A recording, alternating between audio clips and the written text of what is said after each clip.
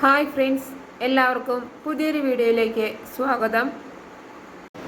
Jasmine ജിതിൻ്റെ ഷർട്ടിന് കുത്തിപ്പിടിച്ചിട്ട് ചോദിക്കും, എനിക്ക് നല്ലൊരു കുടുംബജീവിതം ഉണ്ടാകാതിരിക്കാനല്ലേ നീ വിശാലിനെ കൊല്ലാൻ നോക്കിയത്?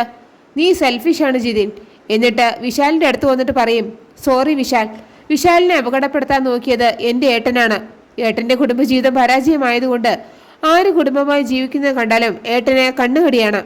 സ്വന്തം അനിയത്തിയായ എന്നോട് പോലും ഏട്ടനെ കണ്ണുകടിയാണ്. എന്നിട്ട് വീണ്ടും ജിതിൻ്റെ അടുത്ത് വന്നിട്ട് ജിതിൻ്റെ ഷർട്ടിന് കുത്തിപ്പിടിക്കുകയാണ്. എന്നിട്ട് പറയും, നീ സ്വാർത്ഥനാണ്. സ്വാർത്ഥൻ മാത്രമല്ല, ചതിയനും. എന്തിനാണ് നീ എൻ്റെ വിശാലിനെ കൊല്ലാൻ നോക്കിയത്? എന്നിട്ട് പതുക്കെ ജിതിനോട് പറയും, ഇതാണ് ഞാൻ പറഞ്ഞ പ്ലാൻ ബി. ഇത് കേൾക്കുമ്പോൾ ജിതിന് സമാധാനമാവാണ് കേട്ടോ. എന്നിട്ട് ഉറക്കനെ പറയും, ഇങ്ങനൊരു ഏട്ടനെ എനിക്ക് വേണ്ട, നീ അത്രയ്ക്ക് വലിയ സ്വാർത്ഥനാണ്. അപ്പോൾ ജിതിൻ പറയും, ഞാൻ സ്വാർത്ഥം തന്നെയാണ്. എനിക്ക് കിട്ടാത്ത സുഖവും സന്തോഷമൊന്നും നീയും അനുഭവിക്കണ്ട. വിശാലിനെ വിവാഹം ചെയ്താലും ഒരുമിച്ച് ജീവിക്കാൻ നിങ്ങളെ ഞാൻ സമ്മതിക്കില്ല. ജയിൽ ചെടി വന്നിട്ടായാലും വിശാലിനെ ഞാൻ കൊല്ലും. അപ്പോൾ പ്രഭാവതി അരവിന്ദിനോട് പറയും, സോറി സർ, കുറ്റം ചെയ്തത് പാർവതിയാണ് എന്നാണ് ഞാൻ വിചാരിച്ചത്. അതും വെറും തെറ്റിദ്ധാരണയായിരുന്നു.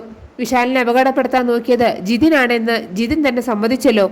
അപ്പോൾ ജാസ്മിൻ പറയും, എനിക്ക് ഇതൊക്കെ അറിയാമായിരുന്നു ആൻറ്റി. എൻ്റെ ഏട്ടനായതുകൊണ്ട് എനിക്കെല്ലാം അങ്ങനെ പറയാൻ പറ്റുമോ? അപ്പോൾ പ്രഭാവതി പറയും, സാരമില്ല മോളെ, നിന്റെ നിരപരാധിത്വം തെളിഞ്ഞല്ലോ, അത് മതി. അപ്പോൾ ജാസ്മിൻ പാർവതിയോട് വന്നിട്ട് പറയും, എനിക്ക് നിന്നോട് അസൂയ ഉണ്ടായിരുന്നു പാർവതി.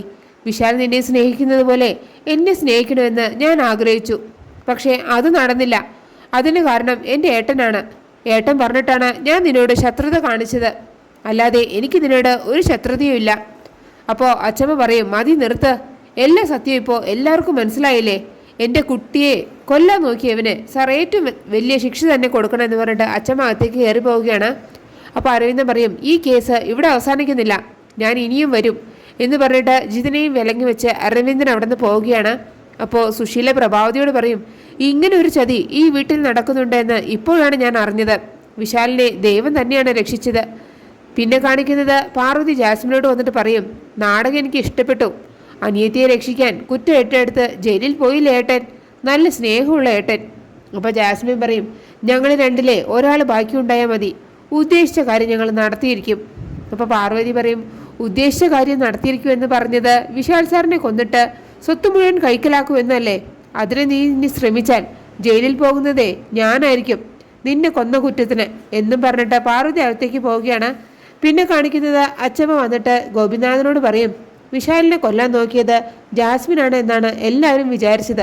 പക്ഷേ അത് ചെയ്തത് ജിതിനാണ്. അവൻ കുറ്റം സമ്മതിച്ചു. അരവിന്ദൻ അവനെ അറസ്റ്റ് ചെയ്ത് കൊണ്ടുപോയി കാണും. ജാസ്മിൻ പോയി വിശാലിനോടും പാർവതിയോടും ഒക്കെ അവന് വേണ്ടി മാപ്പ് ചോദിച്ചു. അപ്പോഴാണ് പാർവതി അവിടേക്ക് വരുന്നത് കേട്ടോ. അപ്പോൾ അച്ഛമ്മ പാർവതിയോട് പറയും, നമ്മൾ വെറുതെ ജാസ്മിനെ സംശയിച്ചു അല്ലേ മോളെ? അപ്പോൾ പാർവതി പറയും, അവൾ പറഞ്ഞതൊക്കെ ശുദ്ധ നുണയാണ് അച്ഛമ്മേ, ഇതേ അവരുടെ അഭിനയമാണ്.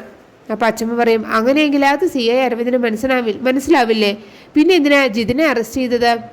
അപ്പോൾ പാർവതി പറയും, സാറ് പറഞ്ഞില്ലേ ഈ അന്വേഷണം ഇവിടെ തീരുന്നില്ല, ഇനിയും വരുമെന്ന് പറഞ്ഞിട്ടല്ലേ പോയത്? എന്നിട്ട് ഭക്ഷണം എടുത്തു വെക്കട്ടെ എന്ന് പറഞ്ഞിട്ട് പാർവതി അവിടെ നിന്ന് പോവുകയാണ്. അപ്പോഴാണ് വിപിൻ വന്നിട്ട് പാർവതിയോട് ഒരു കൺഗ്രാറ്റ്സ് പറയുന്നത്. അപ്പോൾ പാർവതി പറയും, കേസ് ഇവിടെ അവസാനിക്കുന്നില്ല വിപിൻ, ഇനിയും കുറേ കാര്യങ്ങൾ കണ്ടുപിടിക്കാനുണ്ട്. പ്രതി കുറ്റം സമ്മതിച്ചാൽ പോലീസിന് കുറ്റവാളിയെ അറസ്റ്റ് ചെയ്യാം. പക്ഷേ പ്രതിയെ കൊണ്ട് കുറ്റം സമ്മതിപ്പിച്ചതാണെങ്കിൽ അയാൾ ഒരിക്കലും കുറ്റവാളിയാവില്ല. ഇത് കേൾക്കുമ്പോൾ വിപിൻ ചോദിക്കും, ജിതിനല്ല കുറ്റവാളി എന്നാണോ പാർവതി പറയുന്നത്? അപ്പോൾ പാർവതി പറയും, ഞാൻ അങ്ങനെ പറയുന്നില്ല, ജിതിൻ കുറ്റക്കാരൻ തന്നെയാണ്. പക്ഷേ പ്രധാന പ്രതി തൽക്കാലം രക്ഷപ്പെട്ടു. അപ്പോൾ വിപിൻ ചോദിക്കും, ജാസ്മിനെയാണോ പാർവതി ഉദ്ദേശിക്കുന്നത്?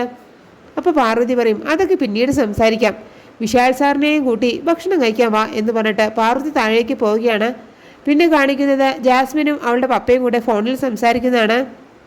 അപ്പോൾ ജാസ്മിൻ പറയും, ഞാൻ പറയുന്നത് പപ്പ എന്ന് മനസ്സിലാക്കണം, ഞാൻ ഏട്ടനെ മനഃപൂർവ്വം കുറ്റക്കാരനാക്കിയതല്ല.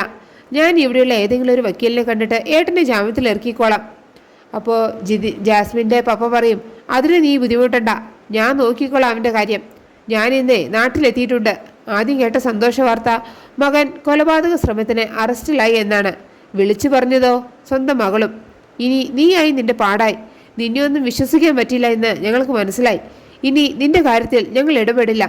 I hate you my daughter എന്ന് പറഞ്ഞിട്ട് ആ വക്കീലെ ഫോൺ കട്ട് ചെയ്യാണ്. അതേസമയം പാറക്കുട്ടി എന്ന് വിളിച്ചിട്ട് രാധിക വന്നിട്ട് പാർവതിയെ കെട്ടിപ്പിടിക്കുകയാണ് കേട്ടോ. എന്നിട്ട് പറയും, സത്യം ഒരു നാൾ പുറത്തു വരും എന്ന് പറയുന്നത് എത്ര വലിയ സത്യമാണ്. എന്നാലും ആ ജിതിനെ വിശാലിനോട് ഇത്ര ശത്രുത തോന്നാൻ എന്താ മോളെ കാരണം? അപ്പോൾ പാർവതി പറയും, ജിതിൻ അറസ്റ്റ് ചെയ്യപ്പെട്ടത് ഒരു നാടകത്തിൻ്റെ ഭാഗമായിട്ടാണ് ചെറിയമ്മേ. ഇത് ചെയ്തവരുടെ ഉദ്ദേശം ഒന്നാണ്, ഈ കുടുംബത്തിലെ സ്വത്തും പണവും. അപ്പോൾ രാധിക പറയും, ജാസ്മിൻ വിശാലിനെ വിവാഹം കഴിക്കാൻ താല്പര്യപ്പെടുന്നത് തന്നെ ആ ഒറ്റ ലക്ഷ്യം കൊണ്ട് മാത്രമാണ്. അപ്പോൾ പാർവതി പറയും, വിശാൽ സാർ എൻ്റെ കഴുത്തിൽ താലി കെട്ടിയത് മുതലാണ് ഈ സംഭവങ്ങളുടെ എല്ലാം തുടക്കം. അമ്മയും പ്രതാപൻ സാറും ഒക്കെ എനിക്കെതിരെ തിരിയാൻ കാരണം തന്നെ ഈ സ്വത്തുക്കൾ എൻ്റെ പേരിൽ എഴുതിയത് കൊണ്ടാണ്. അച്ഛൻ്റെ ഇപ്പോഴത്തെ അവസ്ഥയ്ക്ക് കാരണവും ഇതൊക്കെ തന്നെയാണ്. അപ്പോൾ രാധിക പറയും, വിശാൽ നിന്നെ കല്യാണം കഴിച്ചപ്പോൾ അല്ല മോളെ ഈ നീക്കങ്ങൾ തുടങ്ങിയത്. അതിനു മുമ്പേ ഗായത്രി ചേച്ചി മരിക്കുന്നതിന് മുമ്പ് തന്നെ അവർ ഈ നീക്കങ്ങൾ തുടങ്ങിയിട്ടുണ്ട്. ഗായത്രി ചേച്ചിയുടെ ഡ്രൈവറായിരുന്നു പ്രതാപൻ. പ്രഭാവതി ഗോപിയേട്ടൻ്റെ പ്രൈവറ്റ് സെക്രട്ടറിയും. ഗോപിയേട്ടൻ്റെയും ഗായത്രി ചേച്ചിയുടെയും വിശ്വസ്തനായ ശേഖരൻ എന്ന ആളുടെ ഭാര്യയായിരുന്നു പ്രഭാവതി. അയാളുമായുള്ള ബന്ധം പിരിഞ്ഞ് രഹസ്യമായി നമ്മുടെ കമ്പനിയിൽ കയറിക്കൂടിയ പ്രഭാവതി ഗായത്രി ചേച്ചിയുടെ മരണശേഷം ഗോപിയേട്ടൻ്റെ മയക്കി ഏട്ടൻ്റെ ഭാര്യയായി. അവൾ ഈ കുടുംബത്തിൽ കാലുകുത്തിയത് മുതൽ ഈ കുടുംബത്തിന് ശനിദശ തുടങ്ങി. സത്യം പറഞ്ഞാൽ ജിതിനിയല്ല പ്രഭാവതിയെയാണ് അറസ്റ്റ് ചെയ്യേണ്ടിയിരുന്നത്. ഇതൊക്കെ അവളുടെ വക്രബുദ്ധിയിൽ ഉദ്ദേശിച്ച ആശയങ്ങൾ തന്നെയായിരിക്കും. ഇനി അവളുടെ ലക്ഷ്യം മാജിക് ബോക്സ് ആയിരിക്കും. അപ്പോൾ പാർവതി പറയും, ഇനി നമ്മൾ കൂടുതൽ ശ്രദ്ധിക്കണം ചെറിയമേ. ആ ബോക്സ് അമ്മ എടുക്കാൻ ശ്രമിക്കും. അത് നഷ്ടമായാൽ പിന്നെ എല്ലാം അവസാനിച്ചു എന്ന് വേണം കരുതാൻ. അപ്പോൾ രാധിക പറയും, അത് നീ പേടിക്കേണ്ട ആവശ്യമില്ല മോളെ. അവളെ എൻ്റെ മുറിയിൽ കയറില്ല. അതിന് ഒരു കാരണമുണ്ട്. അവൾ ഈ വീട്ടിലേക്ക് വരുമ്പോൾ വിശാൽ നല്ല ചെറിയ കുട്ടിയായിരുന്നു. ഗായത്രി ചേച്ചി പറഞ്ഞതുപോലെ ഞാനാണ് അവനെ നോക്കിയിരുന്നത്. അവൻ്റെ സ്നേഹം പിടിച്ചു പറ്റാൻ അവൾ പലപ്പോഴും എൻ്റെ റൂമിലേക്ക് വരുമായിരുന്നു. അന്നൊന്നും വിശാലിന് അത് ഇഷ്ടമല്ലായിരുന്നു. എൻ്റെ മുറിയിൽ അവനെ കാണാൻ വരരുതെന്ന് വിശാൽ അവളെ കൊണ്ട് സത്യം ചെയ്യിപ്പിച്ചു. പിന്നെ അന്നു മുതൽ അവൾ എൻ്റെ മുറിയിൽ കയറാറില്ല. പിന്നീട് വിശാലിനെ എങ്ങനെ അവളുടെ പക്ഷത്താക്കി എന്നൊന്നും എനിക്കറിയില്ല. അപ്പോൾ പാർവതി പറയും, ഏതായാലും ചെറിയ ആ പെട്ടി നഷ്ടപ്പെടാതെ നോക്കണം. അതിൻ്റെ ഉള്ളിലെ രഹസ്യം പുറത്താകുന്നതിലൂടെ എല്ലാവരുടെയും മൂടുപടം അഴിഞ്ഞു വീഴും. അതുവരെ നമുക്ക് കാത്തിരിക്കാം. പിന്നെ കാണിക്കുന്നത് പാർവതി വിശാലിനുള്ള ഭക്ഷണമായിട്ട് വിശാലിൻ്റെ റൂമിലേക്ക് വരികയാണ്. എന്നിട്ട് പറയും, ഇത് ചൂടാറുന്നതിന് മുമ്പ് സാറ് കഴിക്കണം. അപ്പോൾ വിശാൽ പറയും, അത് നീ കഴിച്ച പാർവതി. അപ്പോൾ പാർവതി പറയും, അയ്യോ വിശാൽ സാർ കഴിക്കുന്നതിന് മുമ്പ് ഞാൻ കഴിക്കാനോ? സാറും അമ്മയും വീട്ടിലുള്ള എല്ലാവരും കഴിച്ചിട്ടേ ഞാൻ ഭക്ഷണം കഴിക്കാറുള്ളൂ. അതാണ് ഇവിടുത്തെ പതിവ്. ഇത് കേൾക്കുമ്പോൾ വിശാൽ ചോദിക്കും, അപ്പോൾ നീ ഈ വീട്ടിൽ നിന്ന് ചൂടോടെ ഒരു ഭക്ഷണവും കഴിച്ചിട്ടില്ല എന്നാണോ? അപ്പോൾ പാർവതി അതേ എന്ന് പറഞ്ഞിട്ട് തലയാട്ടാണ് കേട്ടോ. അപ്പോൾ വിശാൽ പറയും, എനിക്ക് ചൂടോടെ രുചിയോടെ ആഹാരം തരണമെന്ന് ആഗ്രഹിക്കുന്ന നിനക്ക് അതുപോലെ ചൂടോടെയും രുചിയോടെയും കൂടെ ആഹാരം കഴിക്കണമെന്ന് ആഗ്രഹമില്ലേ?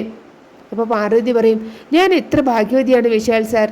ഞാൻ ആഗ്രഹിക്കാതെ തന്നെ ഉദയനൂരമ്മ എനിക്ക് അമ്മയെയും മുത്തശ്ശനെയും പല്ലവിയെയും പിന്നെ ഞാൻ ഏറ്റവും കൂടുതൽ സ്നേഹിക്കുന്ന വിശാൽ സാറിനെയും ഈ കുടുംബത്തെയും എനിക്ക് തന്നില്ലേ? അങ്ങനെ പറഞ്ഞുകൊണ്ടാണ് ആ എപ്പിസോഡ് അവസാനിക്കുന്നത്. നിങ്ങൾക്ക് എൻ്റെ റിവ്യൂ ഇഷ്ടമായാൽ മറക്കാതെ എല്ലാവരും ലൈക്കും സബ്സ്ക്രൈബ് തന്ന് എന്നെ ഒന്ന് സപ്പോർട്ട് ചെയ്യണേ പ്ലീസ്.